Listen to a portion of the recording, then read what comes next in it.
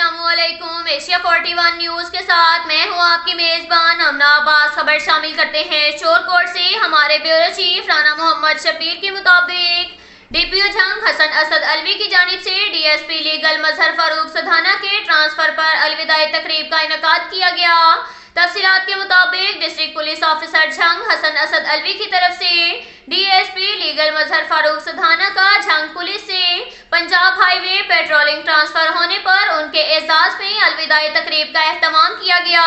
तकरीब में DPO Jhang Hasan Asad Alvi, SP investigation Usman Munir Saifi, DSP Saddar circle Ghulam Jafar, DSP organised crime Mohammad Tahir, SHO city circle जुमला in charge branches और दीगर पुलिस अफसरान ने शिरकत की। डीपीओ झंग हसन असद अलवी ने तकरीब में शिरकत की और तकरीब से खिताब करते हुए कहा कि ट्रांसफर और पोस्टिंग मुलाजमत का हिस्सा है। मैं उनके लिए दुआ गो हूँ कि ये जहाँ भी रहें अल्लाह ताला इनका मददगार रहे और मजीद कामयाबी से सरफराजी उनका मुकद्दर ठहरे।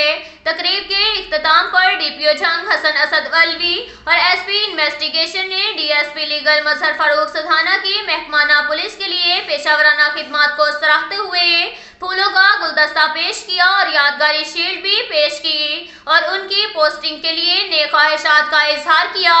अब तक के लिए इतना ही काफी है। मिलते हैं अगले बुलेटिन में, हमारे साथ रहिएगा। अल्लाह हाफ़िज़।